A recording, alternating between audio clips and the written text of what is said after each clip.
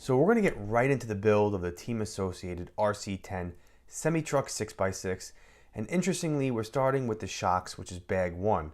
Now these are a lovely anodized gold color and there are 6 of them. Now I'm not a big fan of building shocks on camera, but I figured, hey, I want you guys to get the full experience. Now all 6 shocks are the same size and Team Associated 40 weight oil is included. So off camera, I went and finished up the shock bodies and also put the rubber O-rings into the shock collars, which the manual doesn't tell you to do, but that's part of the supplemental instructions that you see here. Also, I'm about to put on the plastic shock bushings, so pay attention because while these all look to be the same, they're not. The longer ones go on the top of the shock, while the shorter ones go on the bottom. Now I'm putting on the shock collars, the spring and the spring cup. Now the manual doesn't say how many millimeters to leave at the top of the shock collar, and I'm also just eyeballing it to see if it's even, but afterwards I'll bust out the calipers and make those adjustments. Also, the top shock bushings that are the longer ones don't stay in the shock hole, so these will have to go on later, but the good news is the bottom shorter shock bushings snap right into place. Now it's on to building the diffs, 3 of them because this is a 6x6. These are metal gear diffs and go together smoothly. I mean, I thought it was going together smoothly until I got through the second diff and realized that I forgot to put in the diff shim. So off camera, I had to go back and fix that. Now while these are metal differentials, I was surprised that the cross pin that your planetary gears go onto was plastic. Okay, so I'm putting in the silicone diff fluid and the manual doesn't tell you where to fill it up to. Now from building other gear diffs, I generally fill it up so that the diff oil is just above the top of the center of the cross pin. So I keep adding a little at a time and rotating the gears to allow the oil to settle to the bottom. Now when sealing your diffs and putting in the screws, I never put in one screw all the way. I screw in all 4 and leave them a little loose and then work my way around tightening them.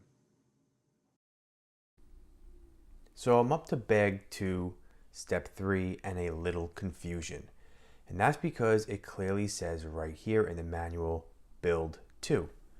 However, they only give me enough to build 1. Over here where it says build 2, I have enough to build 2, and step 5 says build 1, and I built 1.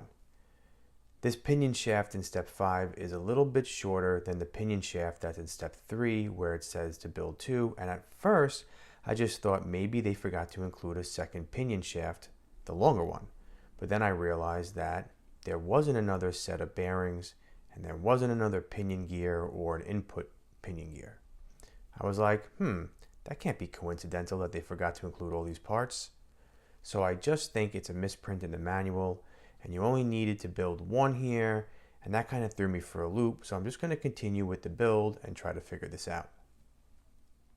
So on to bag 3, you're putting together your turnbuckles, you're building 3 pairs, and then your steering turnbuckle, so bust out your calipers and your shock pliers to help you out. Very time consuming, yet very cool, the blue anodizing on there. It's a nice little touch. Little confusion in the manual for me. For step 1, you're building your 3 pairs of turnbuckles. That's fine. But then when you go on to step 2 for your steering turnbuckle, you have to have a much wider gap, 14 and 3/4 millimeters in between. And they do give you 2 different size ball ends. And they don't tell you which one to use for the steering turnbuckle. And I would assume it has to be the longer of the 2 because there's more thread going into it, because the steering turnbuckle is much longer than the other turnbuckles. And here you could see the difference in size. Now I might be wrong, and if I am, no biggie, I'll just fix it later on, but logic would dictate, and maybe my logic is wrong, that you had to use the longer one. I don't know. Whatever, we shall see. All right, well now we're moving on to bag number 4. This ginormous bag of parts where we're going to put together our gearboxes and mount that to the chassis. Now it seems like in this kit they are front loading everything as far as getting everything prepared, because in bag 3 you're doing your turnbuckles, bag 2 your diffs, and then bag 1 is your shocks. So rather than doing that along the way throughout the build, you're just getting all that out of the way in the beginning. So I think that's pretty interesting. A lot of my least favorite things to do, building shocks and turnbuckles, are out of the way, so I'm hoping it's just smooth sailing from this point on. To start off bag 4, I'm building the gearboxes and mounting the lower suspension arms. Now, it's at this point you're going to have to refer to the updated digital manual online by scanning that QR code that's provided. Now, if you scan it and it doesn't work, that's okay, because it didn't for me. So I just went to Team Associated's website for the Semitruck 6x6, and there is a link for the updated manual. Now, there are 3 types of lower arm mounts that the paper manual doesn't indicate. There's A, B, and +3. So again, make sure you refer to the digital manual that I'm showing you in the corner, because each gearbox has different arm mounts. Also in bag 4, step 2, the digital manual refers to the gearbox as mid gearbox, which helps clear up the confusion between the 2 rear gearboxes as to which one is really the one in the rear. But another easy tell is that the mid gearbox is the one that has the 2 shafts coming out of it, the one in the front and the one in the rear. So by now I'm sure you kind of figured out that this build is not going to be exclusively a time-lapse build. There's going to be times where I go ahead in the build off camera and then kind of just comment, like right now. So we have the anti-roll bars are put together and put on the front and the rear gearbox. Went together smoothly. The only suggestion is, more like a tip, is that these 2 screws right here, don't tighten them all the way down, because then your roll bar will not drop freely. So put them all the way in, not too tight, and then about half a turn back, just to give it enough room to go up and down freely. Then it's on to the CVAs and the steering block. Now, this steering block right over here is actually made up of 5 parts. And obviously your CVA is 2 parts, and typically are held together with a pin, and usually there is a grub screw that locks that pin in, and in this case there is no grub screw, and I'll show you an image of the directions right there. And so could that potentially be an issue? Possibly. I could see maybe one of those little pins coming out, and then that would be no good. But listen, I didn't design this thing, so and there's no spot for you to put a grub screw in, so whatever is what it is. All right, let's continue on with the build. Now it's on to connecting those steering arms and CVAs to the front upper and lower suspension arms. Just so you know, you get CVAs for the front, but for the 2 rear gearboxes, it's just dog bones. All right, let's take a moment to talk about this, because I'm actually starting to reach like a frustrated level with this build.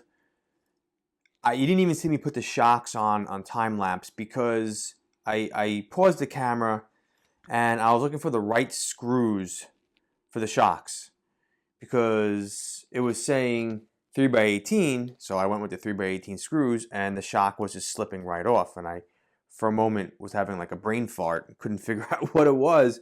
Then I was like, oh yeah, they give you these type screws, which are also 3x18. And as you can see, there's tons of hardware and screws all around here.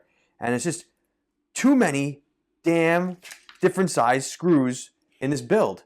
And I had to rip this page out of the manual. I'm not even using the manual. I'm using the digital manual. So I have my laptop set up right over here, which you can't see off camera. But there's just so many different size screws.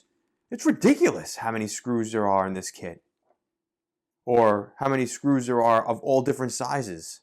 Just, that's why I'm like at a loss for words right now. I'm just kind of like taking my time in the time lapse, and even the time lapse is a little bit longer than usual, because I keep referencing the screws. I keep picking up screws, and I'm like, let me see over here. Hold on a second. Trying to match them up. I don't know, getting to at my wit's end right now. Just venting. This is really the first RC10 team associated build that I'm starting to get frustrated, and this isn't even an RC10. We'll talk about that at the end of the video. All right, so, but there you have it. The whole front gearbox, suspension, and shocks and everything all done. And yeah, I need a break. All right, what's next? All right, looks like we're going to be building the rear end of this now. All right. All right, let's continue. Now I'm building the steering arms for both rear gearboxes, or should I say the middle and rear gearbox, along with mounting the top suspension arms and shock tower. Now when I was building all these gearboxes earlier on in the video, I made a huge mistake, which maybe you picked up on, and if you didn't, no worries, as I'll address this later on in the video. So stick around to the end so you can see my dopey mistake. Now this build is about to get bigger, as we are just about up to the part where we're going to start mounting the front, mid, and rear gearboxes to that gold chassis. But first I have to put on the side guards, which wraps up bag 4, and then it's on to bag 5, where we start with putting on the spine plate and the steering posts. Now for the steering posts, make sure to use some of that kit supplied thread lock, as you are going to be putting screws into a metal post. Now off camera, I mounted the front body post to the front gearbox and suspension. And now I'm mounting this to the chassis using 5 3x12 flathead screws, and then connecting the steering turnbuckles to the steering posts. Now be careful when you turn it over, because those bearings that sit on top of the steering post, they will come out, because mine did, and one of them ended up rolling off the table, and luckily I was fortunate enough to find it, because on other occasions for other builds, yeah, I've lost parts. Okay, gonna put the foam bumper on in the front. This is probably the easiest and least confusing part of this build so far. Then it's on to mounting the mid gearbox. See what I did there? I called mid instead of rear. And again, this is held in place with 5 screws, and then we have the plastic outdrive center, which is held in place with a screw pin, and that's what's going to connect the mid gearbox to the rear gearbox. Again, another 5 screws for the rear gearbox, and then we're going to connect the rear diffuser set. Finally, this is all starting to come together nicely. Off camera, I set up my servo and centered it. I'm using a Savox SC0253MG. It's a cheapy servo, $30, entry level I guess. Over here, I put together the center spool with the 72 tooth spur gear. And then over here is the motor mount. Interestingly, they give you a 20-tooth pinion. Associated doesn't give you a pinion with any of their RC10 re-releases, so another reason why this isn't an RC10. And I'm running a Reedy Radon 17-turn brushed motor that has adjustable timing. I really like these. I use a lot of the 19-turn ones. I figured, let me run a 17-turn one with this truck because we have 6x6 action.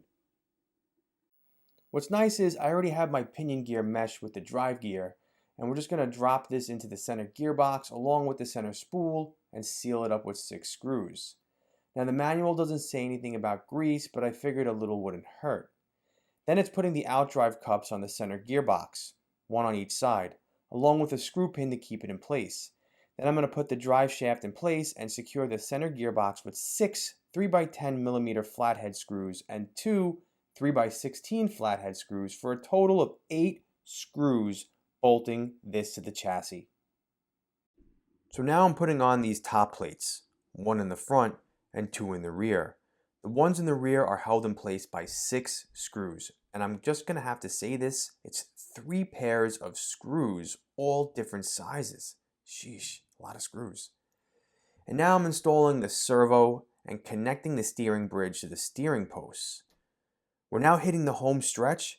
Take a look at these silver satin finished wheels. Now these are only painted in the front and in the rear, and some of my wheels had little bits of masking tape left on them, which you could see a piece sticking to my finger. Also, they give you tire inserts, which are a bit too large, so you're going to have to trim those down. Here's a quick time lapse of me putting one of the tires together. And of course, don't forget to glue your tires afterwards if you're going to run this. Alright, so all the electronics are fitted, wiring is done. off camera, I wanted to give this a little bit of a bench test. And when I hit the throttle at first, I was like, huh, looks good, sounds good. And then I realized something.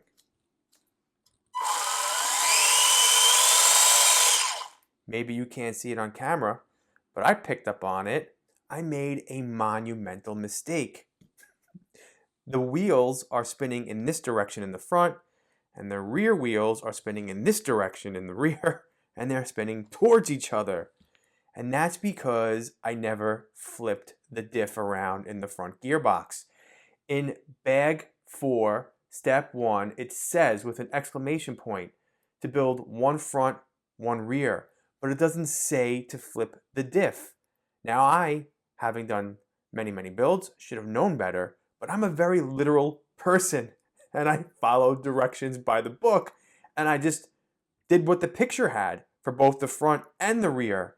And so now I have the wheels spinning towards each other, which means I now have to rip apart the front end and flip the diff around. Don't make that mistake. Don't do as I did. There it is, the culprit. My bad, should have known better. All right, let's flip this around, seal up the gearbox, and give it another go with the bench test.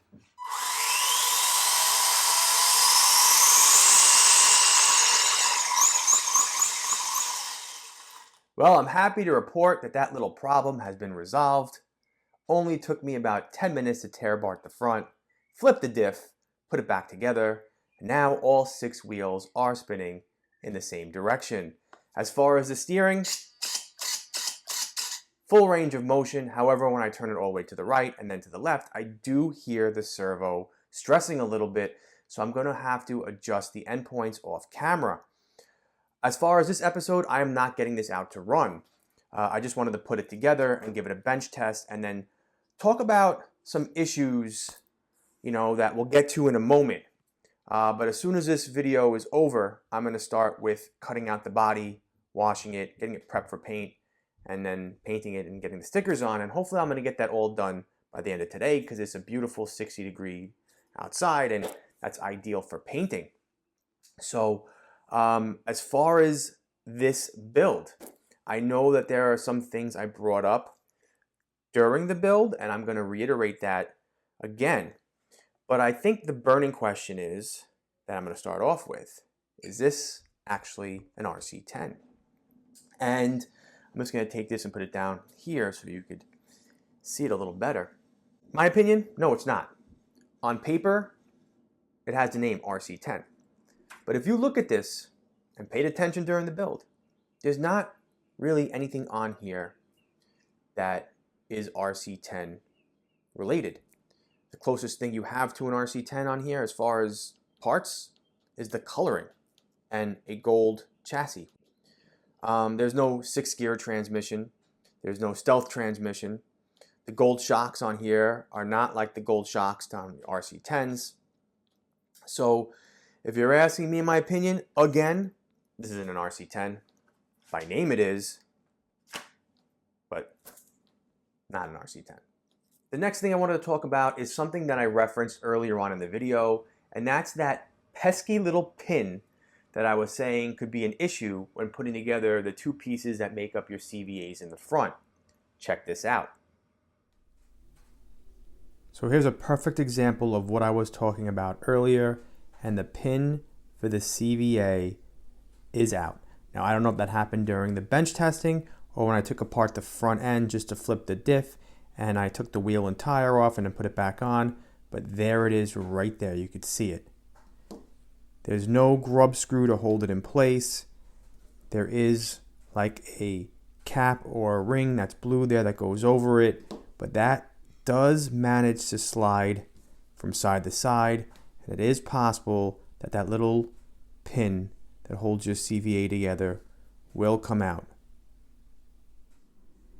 And there is that blue CVA cup, which is clearly dented.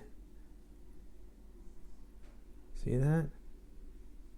So just be careful with that and pay attention to that as well.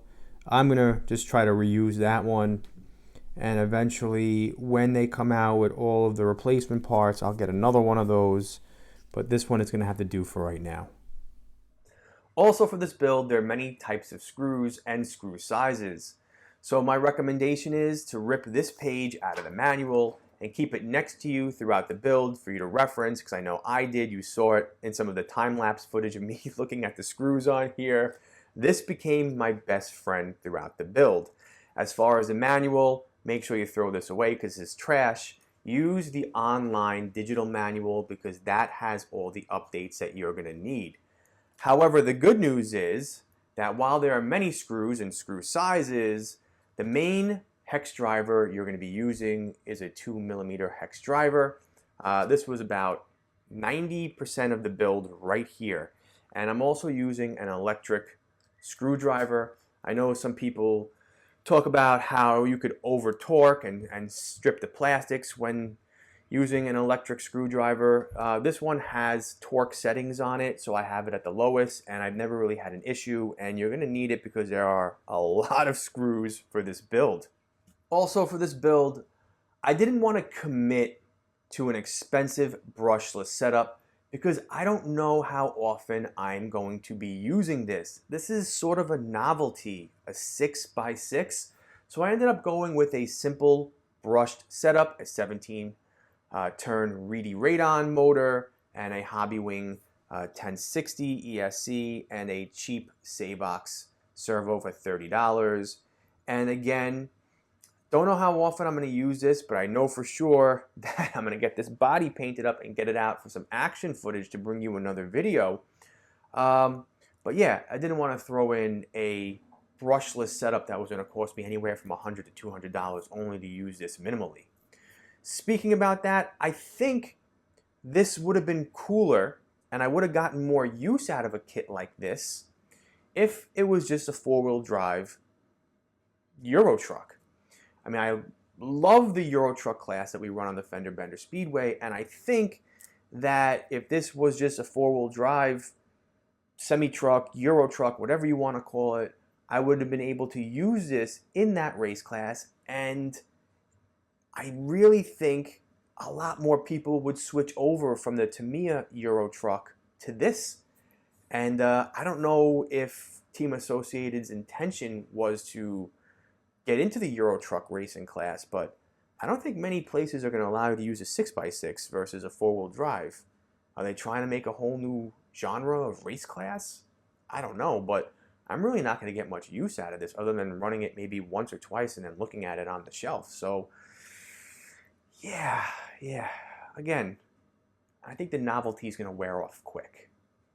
And lastly, I think the biggest issue I had with putting this kit together so far is the confusion with the manual. A lot of times I was left scratching my head and I was like, huh, right, the digital manual. Go to the digital manual. And that's where I found the answer to my question. And then also, I think the language in the manual, how they refer to the middle and the rear gearbox as just the rear. And then also not showing you an image of, for example, the diff being flipped over, or not even mentioning the diff being flipped over. And if you're not an avid RC builder, that would be an issue where you wouldn't even realize it. And stupid me didn't realize it. And I put a lot of these together. And like I said, I'm very literal. I looked at the manual, I just copied the picture. And so I think that's where the confusion lies. And in all the previous RC10 re-releases, there's always some issues with the manual. Never had any issues with the Tamiya manuals or the Kyosho re-release manuals, only the Team Associated. And I don't know, I mean, whoever is in charge of putting the manuals together, I think should be fired. I mean, come on, how many mistakes are you going to make in all these manuals, right? So that's just about it for this very lengthy video. I'm going to get started now with the body and hopefully get that done by this evening. So this way, in the next couple days, I could bring you some cool action footage of the RC10 Semitruck 6x6. Okay? So again, I appreciate your support, and I'll see you all in my next. Take care. Let's go, let's go.